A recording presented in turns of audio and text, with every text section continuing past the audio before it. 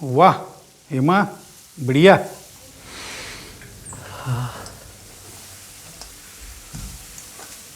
आई काय करतेस? कसला मस्त वास सुटलाय. वास? मला नाही आला वास. ते काही काय असला घमघमाट सुटलाय त्याचा. अगं खरंच मला वास नाही आला.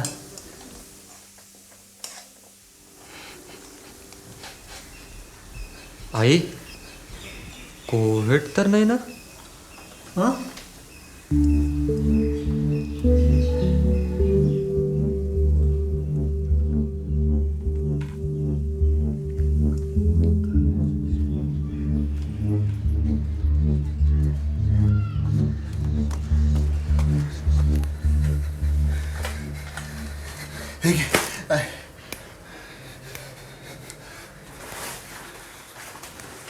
काय होतंय? थंडी वाजते का?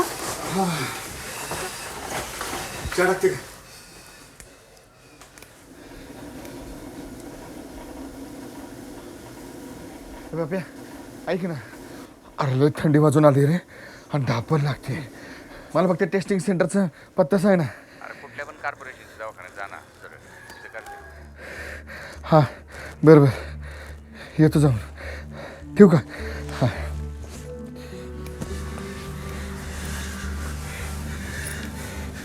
चहा घे. टेस्ट करायला जायचं का?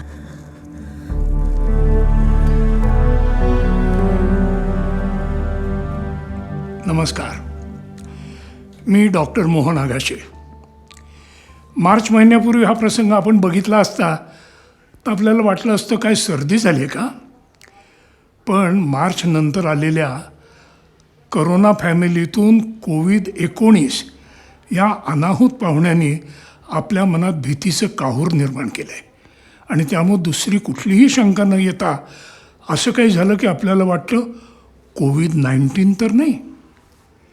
आणि प्रसार आणि प्रचार माध्यमांनी ज्या उलटसुलट बातम्या सगळ्या मीडियामधनं चालवलेल्या आहेत त्याच्यामुळं डोक्यात संभ्रम निर्माण होऊन गोंधळ निर्माण झाला आहे. पण या 5 महिन्याच्या अनुभवानंतर आपल्याला काही गोष्टी निश्चितपणे ठाऊक झाल्यात की काही लक्षणं दिसल्यास आपण घरच्या घरी कुठलाही विचार न करता आपल्या फॅमिली डॉक्टरला किंवा वैद्यकीय अधिकारी जे शासनाने नेमून दिलेले आहेत त्यांना फोन करून त्यांचा सल्ला घ्यावा. आणि ती लक्षणं काय आहेत हे मी तुम्हाला सांगणार आहे, कारण याबाबत मात्र कुठलाही संभ्रम आता उरलेला नाही.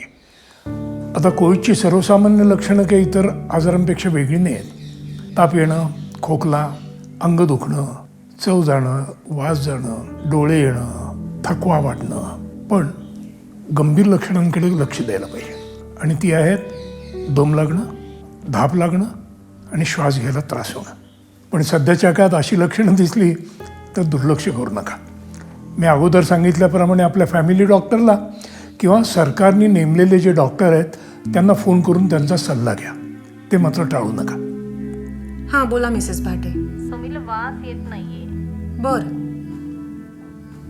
कधीपासून होतोय हा त्रास? समीर कधीपासून होतंय असं विचारतायत त्या. आता आज सकाळीच तर कळलं ना. पण बाकी काही नाही आहे म्हणून सांग त्यांना. आपण टेस्ट करून बघू. काही अधिकृत आहेत लॅब्स, त्याचा नंबर मी तुम्हाला पाठवते. ते लोक घरी येतात, व्यवस्थित काळजी घेऊन घरी येतात, तुमची पूर्ण माहिती घेतात, तुमचा स्वॅब घेतात आणि एक 24 तासात तुम्हाला रिपोर्ट कळतो. त्याचे काहीतरी 1,500 ते 2,000 रुपये खर्च येतो त्याचा. आणि तोपर्यंत तुम्ही तुमच्या मिस्टरांना एका वेगळ्या खोलीत राहायला सांगा. घरात सुद्धा तुम्ही सगळे मास्क वापरा. तुमचे सासरे असतात ना घरी, आपण काळजी घ्यायलाच हवी. आता समीरची तर टेस्ट झाली, पण आपला दुसरा मित्र आहे त्याला हे परवडणारं नाही. मग त्यांनी काय करायचं? तर आपल्या पुण्यात नायडू सांसर्गिक रोगांचं रुग्णालय आहे. तिथे सर्व साथीच्या आजारांचा मोफत उपचार होतो. पुणे शहरातला कोणताही रुग्ण 24/7 केव्हाही कधीही इथे येऊ शकतो. सर्वप्रथम इथे आउट डेस्क जो आहे आमचा त्याच्यामध्ये एक सिंपल रजिस्ट्रेशन केलं जातं.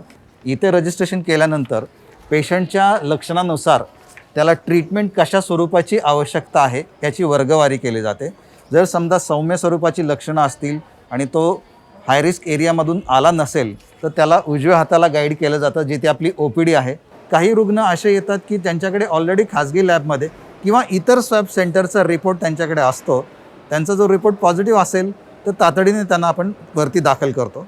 परंतु त्याची लक्षणं दिसत आहेत आणि त्याचा स्वॅब केलेला नाही तर आपण अशा रुग्णाला कॅज्युलिटीमध्ये न पाठवता अगोदर, आणि तो मध्यम स्वरूपाचा असेल, ज्याला ऑक्सिजन लागत नाही, पेशंट स्टेबल आहे, अशा पेशंटला प्रथम आपण इथं स्वॅब सेंटरमध्ये आणतो आणि RT-PCR स्वॅब आपण NIVच्या लॅबमध्ये पाठवतो. आणि इथून रुग्ण त्याच्या वर्गवारीनुसार, त्याच्या लक्षणांच्या नुसार त्याला आयदर सस्पेक्ट किंवा आयसोलेशन वॉर्डमध्ये त्याला दाखल केलं जातं. तसंच शासनाने, महानगरपालिकेने अनेक ठिकाणी स्वॅब सेंटर्स उघडले आहेत, तिथे हीच टेस्ट मोफत करून मिळते.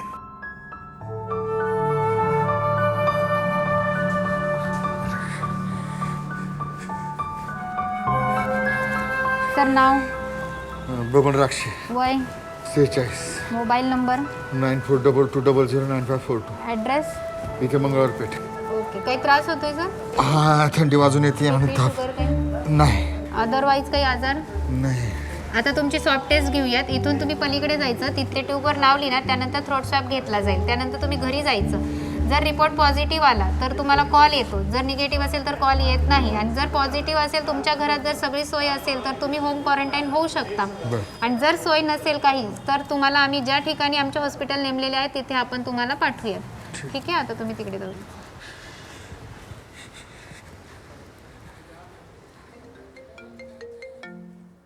काय पॉझिटिव्ह?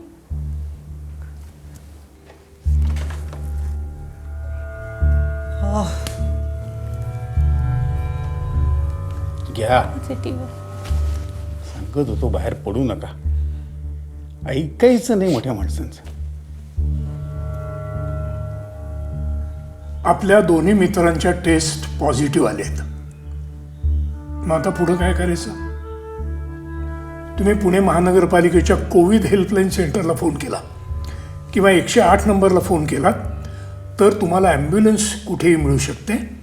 त्याचप्रमाणे कुठल्या हॉस्पिटलमध्ये किती बेड्स आहेत ही माहिती खाली दिलेल्या लिंकद्वारे किंवा CCS नावाचं ॲप काढलेलं आहे, त्या ॲपच्या बेड डॅशबोर्डवर कुठल्याही नागरिकाला ही माहिती कधीही मिळू शकते.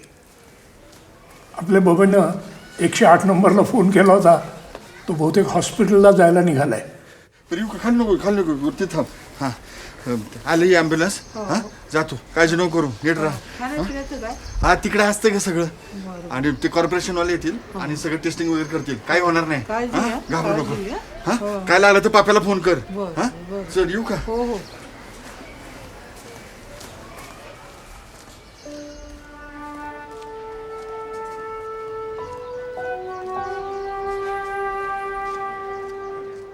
आता मुलानं आईची समजूत काढली, पण आईची चिंता थोडीच कमी होते. आपल्या मुलाला सगळं मिळेल की नाही, सगळी औषधं मिळतील का, खर्च किती येईल, तो आपल्याला परवडणार आहे की नाही, अशा तऱ्हेचे अनेक प्रश्न लोकांच्या मनात असतात. हे प्रश्न आम्ही पुण्याचे कमिशनर विक्रम गौरांना विचारले. राज्य शासनाची खूप चांगली योजना आहे महात्मा ज्योतिबा फुले जन आरोग्य योजना. त्याच्यामध्ये शासनाने पॅकेज फिक्स केलं आहे की तुम्हाला करोना असेल तर तुमचा हे एवढं पॅकेज आहे ते शासनच हॉस्पिटलला देणार, तुम्हाला मोफत इलाज मिळणार आहे. तसेच महापालिकेची काही योजना आहेत, त्यातूनसुद्धा शहरी गरीब योजना आहे आमच्याकडे, त्यातूनसुद्धा जे गरीब लोक आहे, गरीब रुग्ण आहेत त्यांना मोफत इलाज मिळतो आहे. असं असताना आम्ही ज्या लोकांना जसं आयसोलेशनची गरज असते, त्यांच्या घरी एवढी जागा नसते किंवा सुविधा नसते किंवा सेपरेट टॉयलेट लागतो आहे तो सेपरेट टॉयलेट नसतो आहे, तर अशा लोकांसाठी आम्ही कोविड केअर सेंटर सुरू केले आहे. हे कोविड केअर सेंटरला अशा लोकांना आम्ही ठेवतो, 10 दिवसापर्यंत ठेवतो आणि त्यांना जेवण तिन्ही वेळचं जेवण, दूध, हे सगळ्या प्रकारच्या आमची सुविधा त्यांना देतो आहे.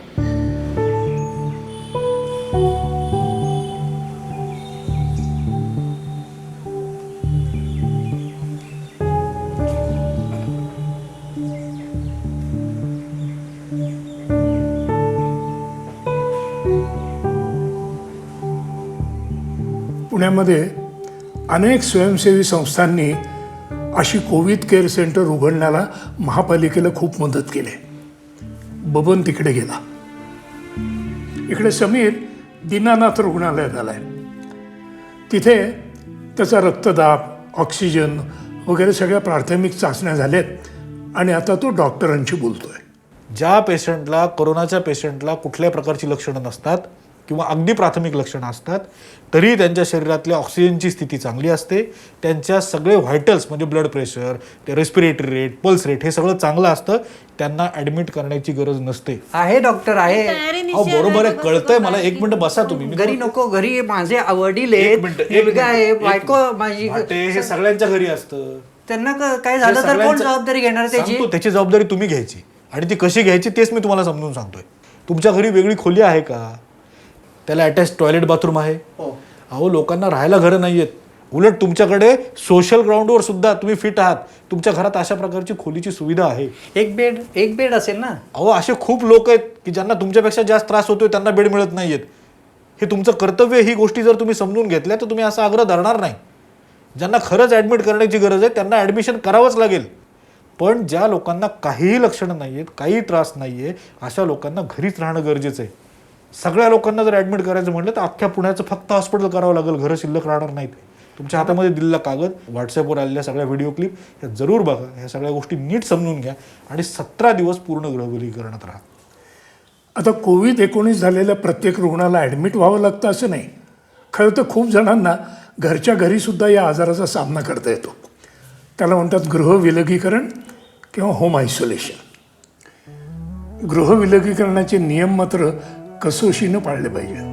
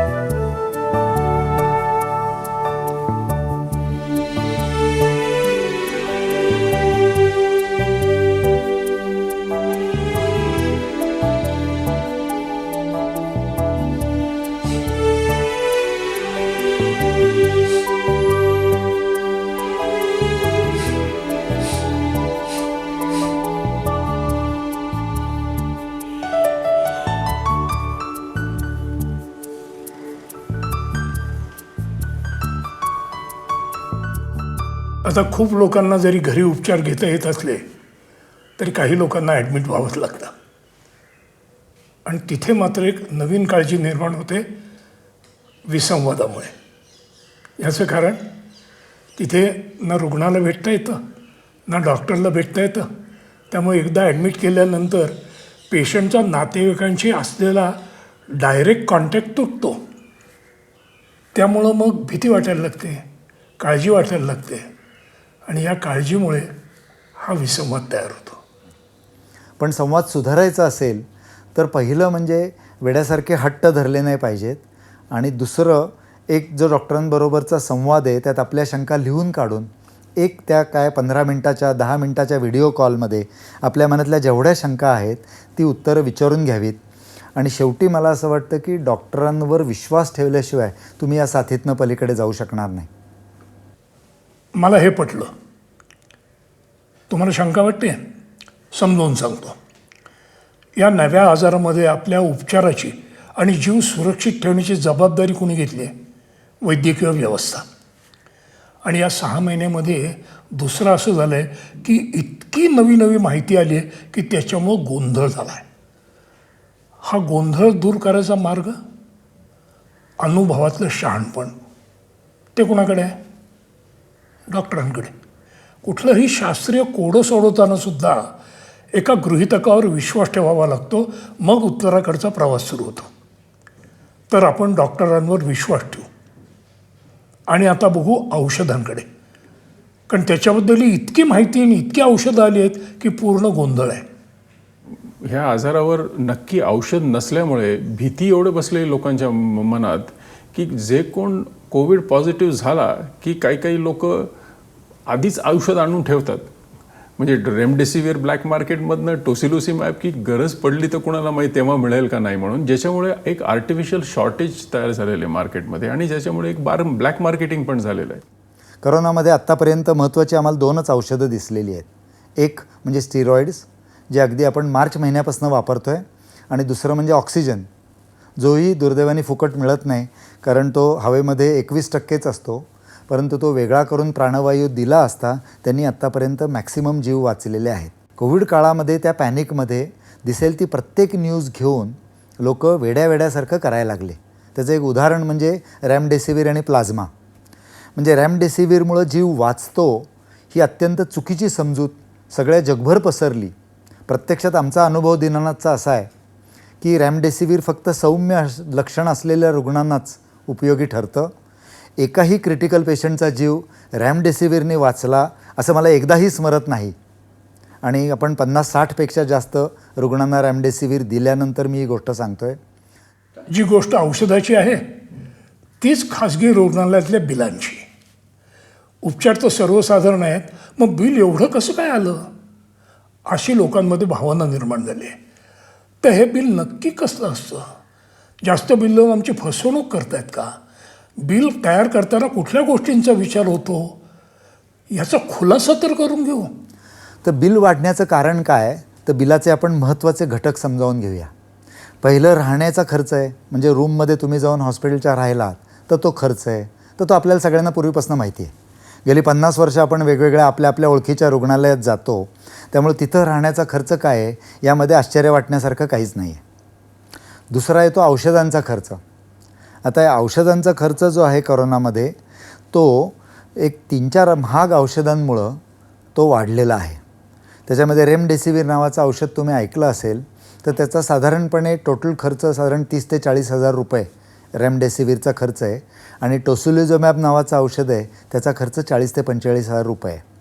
याशिवाय ऑक्सिजनचा खर्च आहे की जो साधारणपणे रोज 10 ते 30 लिटर पर मिनिट ह्या रेटनी या करोनाच्या सिरियस पेशंट्सना द्यायला लागतो, म्हणजे हॉस्पिटलमधल्या बऱ्याच पेशंट्सना. आणि व्हेंटिलेटर लावला तर अँटीबायोटिक्स, व्हेंटिलेटर आणि ते बघणारे कर्मचारी यांचा बऱ्यापैकी खर्च रुग्णालयाला पडतो. की साधारणपणे रुग्ण जर सेमी प्रायव्हेट रूमला ॲडमिट झाला तर दिवसाला 5,000 रुपये. तो जर ऑक्सिजन बऱ्यापैकी लागतो आहे अशा बेडवर ॲडमिट झाला तर 10,000 रुपये. त्याला नॉन इन्व्हेजिव्ह व्हेंटिलेटर किंवा हाय फ्लो नेझल ऑक्सिजन म्हणून एक यंत्रणा आहे, तो जर लागला, कारण त्याच्याबरोबर मग रेमडेसिवीर पण लागतं, त्याच्याबरोबर प्लाझ्मा पण कधी द्यायला लागतो, म्हणून ते सगळं धरून त्याचा खर्च साधारण 20,000 रुपये पर डे. आणि जर व्हेंटिलेटर लागला तर रुपये 30,000 पर डे.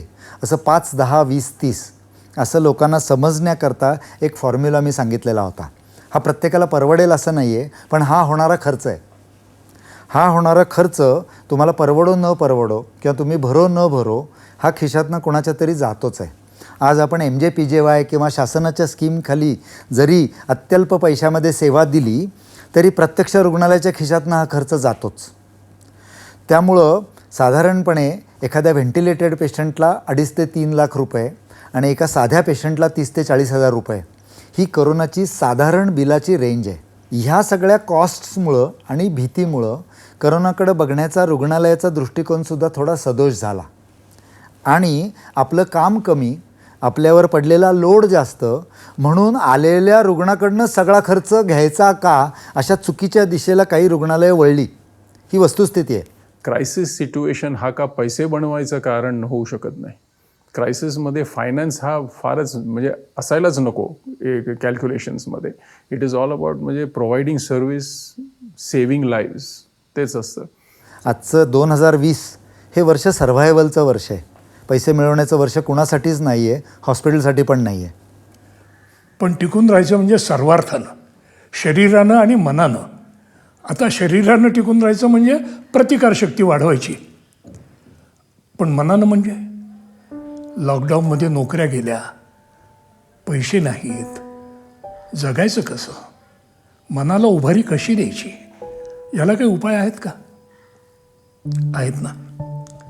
पहिला म्हणजे की आपल्याकडे काय नाही आहे, याच्यापेक्षा आपल्याकडे काय आहे याचा विचार करायला शिकायचं.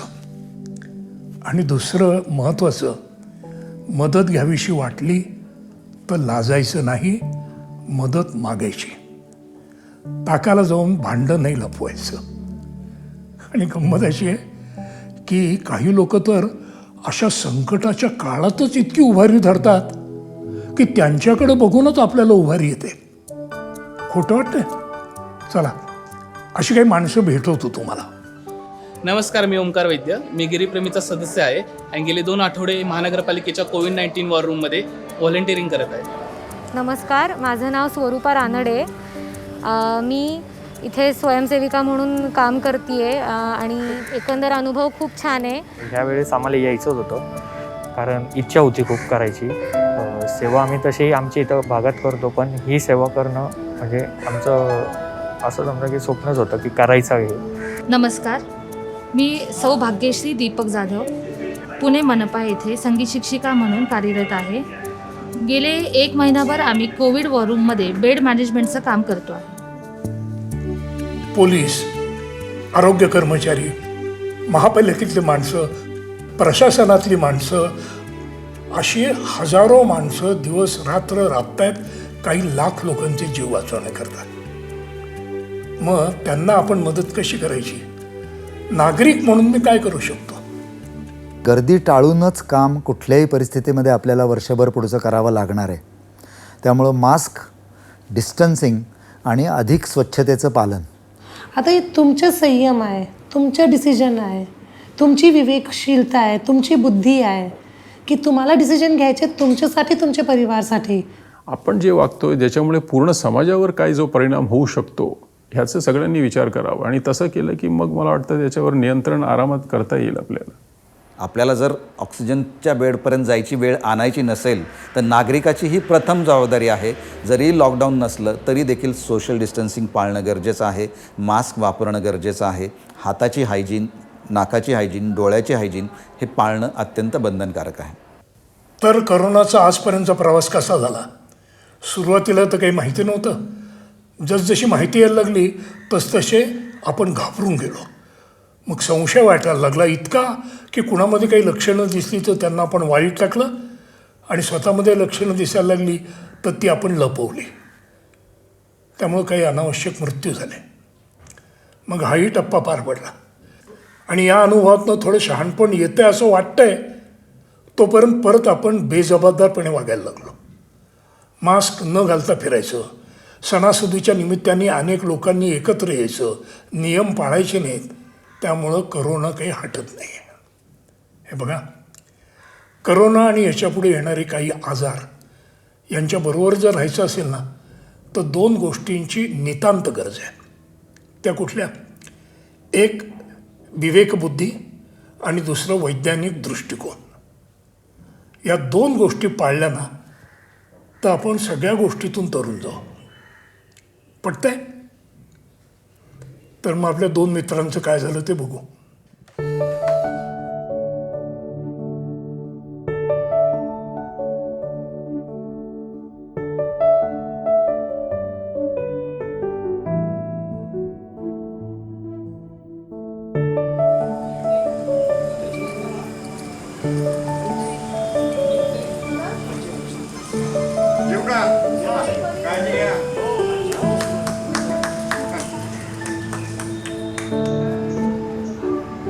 आता डिस्चार्ज आहे तुमचा.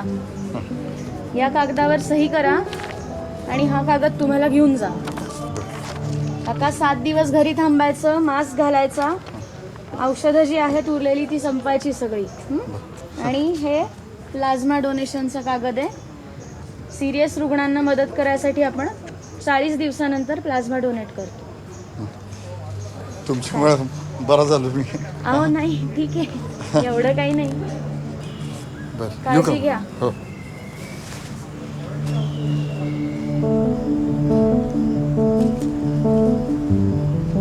ते एक विचारायचं होतं. हां, बोला ना. ते मला असं तुमच्या वाणी काम करता येईल का इथं? हो, जमेल ना. तुम्ही एक 15 दिवस विश्रांती घ्या आणि मग परत या. नक्की या. येऊ का? हो नक्की या. एकूण काय, माणूस माणसाशी माणसासारखं वागला तर जगणं आनंदाचं होईल. पटलं ना? मास्कची सवय झाली आहे.